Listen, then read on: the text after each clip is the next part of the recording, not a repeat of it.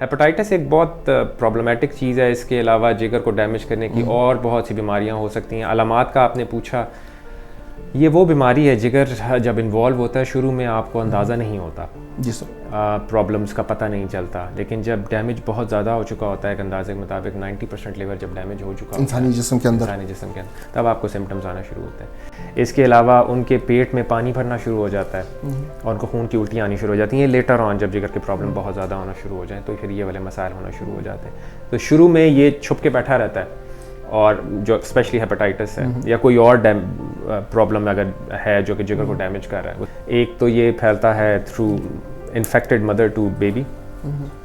Second ये फैलेगा from जो है वो खून के, अगर किसी बंदे को हेपेटाइटिस है और उसके ब्लड में वो वायरस है और वो खून जो है वो आपके जिस्म के अंदर किसी तरह एंटर हो जाता है, तो दैट इज़ अनदर सोर्स कि उस तरीके से वो फैलता है, यानी कि इन्फेक्टेड ब्लड के कांटेक्ट के साथ वो फैल सकता है। इन्फेक्टेड ब्लड आकर आपके जिगर को मुतासिर करेगा? वो इन्फेक्टेड ब्लड आपके जिस्म में जाके उसके बाद वो जिगर के अंदर बैठ जाता है वायरस, और वो जिगर को डैमेज करना शुरू कर देता है। स्टैटिस्टिक्स अगर हमारे बहुत रिलायबल होते तो हम बहुत एब्सोल्यूट सर्टेनिटी से बात करते, लेकिन जो रिलेटिव टर्म्स के ऊपर जो बात है ये बहुत तेज़ी से फैल रहा है। अब अगर जो बंदा 10 साल पहले इन्फेक्ट हुआ है वो अब आ रहा है हमारे पास फुल ब्लोन लिवर फेलियर के साथ, जो मतलब वो उसका विंडो पीरियड है। वो जब एक दफ़ा इन्फेक्ट करता है तो ऑलमोस्ट तकरीबन 8 to 10 ईयर्स उसको लगते हैं मेजॉरिटी ऑफ केसेस के अंदर। वैसे तो वेरिएबल आउटकम होता है, हेपेटाइटिस बी और सी की बात कर रहा हूँ, लेकिन तकरीबन 8 से 10 साल के अंदर वो मुकम्मल तौर पर जिगर को डैमेज कर चुका होता है मेजॉरिटी ऑफ केसेस के अंदर। तो जो फैट आपकी बॉडी पे है वो लिवर पर डिपॉजिट होना शुरू हो जाती है, और जो एक लिवर का नॉर्मल आर्किटेक्चर है या जो उसकी जो ऑर्गेनाइजेशन है उसको completely riddle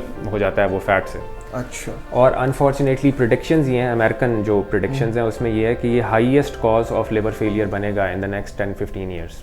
fatty liver disease, इससे जो लिवर डैमेज होती है उसे नैश कहते हैं, और वो highest cause of liver failure बनेगा इन टाइम्स टू कम। क्योंकि हम पहली दफ़ा लिवर सर्जरी में जो कैंसर के केसेस हैं उनके लिए एक यूनिट यहाँ पे खोले हैं। जैसे मैंने आपको बताया कि आंतों का कैंसर लिवर में स्प्रेड करता है, बिल्कुल, और लिवर के अपने अंदर से कैंसर निकलता है जो कि हेपेटाइटिस सी के पेशेंट्स के अंदर बहुत ज़्यादा होता है। इसके अलावा ब्रेस्ट कैंसर लिवर में स्प्रेड कर सकता है, ओवरीज के कैंसर लिवर के अंदर स्प्रेड कर सकता है। अच्छा, मुख्तलिफ कैंसर लिवर तक पहुँच जाते हैं।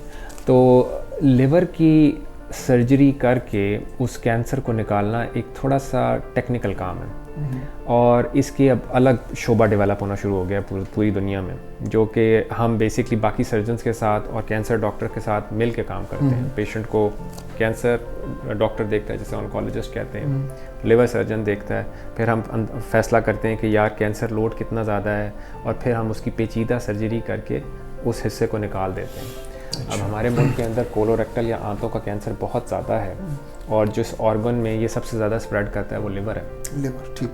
तो ये सर्विस हम यहाँ पे अब ऑफ़र करना शुरू हो गए। इससे पहले ऐसे पेशेंट्स जो हैं वो जनरली फ्यू सेंटर्स में out of the province refer होते थे, या वो स्ट्रेट ऑन्कोलॉजी यानी कि कीमोथेरेपी की तरफ चले जाते थे।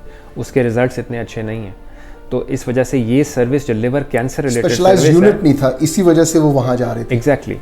तो अब जो है वो हमारी अल्हम्दुलिल्लाह ये हमारा जो है वो अल्लाह का शुक्र है कि हम इस चीज़ को यहाँ पे स्टार्ट कर रहे हैं कि हम डेडिकेटेड लिवर की जो कैंसर सर्जरी है वो यहाँ पे ऑफ़र करना शुरू कर दिया हमने। करूँ पैंक्रियाटिक कैंसर जो है उसकी फ़िलहाल हमारे पास तकरीबन हर तरह की सहूलत हमारे पास मौजूद है, हम उसका इलाज ऑफ़र कर सकते हैं। ठीक है, जब पेशेंट आएगा हमारे पास हम उसका स्कैन करेंगे और जनरली उसको एग्जामिन करेंगे और देखेंगे कि सर्जरी इज़ एन ऑप्शन और नॉट। सारी बात है, सर्जरी ऑप्शन तब होती है डिजीज़ अर्ली हो, तो जल्दी आना, असेस करवाना बहुत ज़रूरी है। पैंक्रियास के कॉन्टेक्स्ट में कि अगर पैंक्रियास पे कोई रसोली है, कोई मैस है, उसको डिले ना करें। उसके सिम्टम्स क्या होंगे? एक पेशेंट को यकदम डायबिटीज़ हो गई out of the blue, 40s में है, वो 50s में है, उसको डायबिटीज़ हो गई, उसका वज़न कम हो रहा है, वो येलो होना शुरू हो गया, ये 3 रेड फ्लैग्स कहते हैं इसको। ये ऐसे सिम्टम्स हैं, इनको बिल्कुल भी इग्नोर ना करें। अगर आपको जैसे कहते हैं नया डायबिटीज़ डायग्नोज हुआ है, आपका वज़न कम हो रहा है, या आपका जिस्म येलो होना शुरू हो गया, ये पैंक्रियाटिक कैंसर हो सकता है। गवर्नमेंट ऑफ पाकिस्तान का बड़ा अच्छा इनिशिएटिव है जी, सेहत कार्ड। बिल्कुल। तो हमने अपने दरवाजे सेहत कार्ड के लिए बंद नहीं किए। बिल्कुल सर।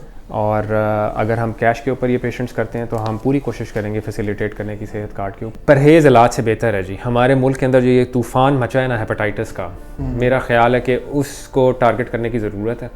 जो हमने बातें की कि ये फैलता किस तरीके से है, और बेसिक अपनी सर्जरी से रिलेटेड कोशिश करें सही जगह से सर्जरी कराएं, ताइयों के पास ना जाएं, इंजेक्शन और ड्रिपें लगवाना खुदा के लिए बंद कर दें, इनमें किसी किस्म की कोई ताकत नहीं होती, अननेसेसरी इंजेक्शन से ये हेपेटाइटिस बहुत ज़्यादा फैल रहा है।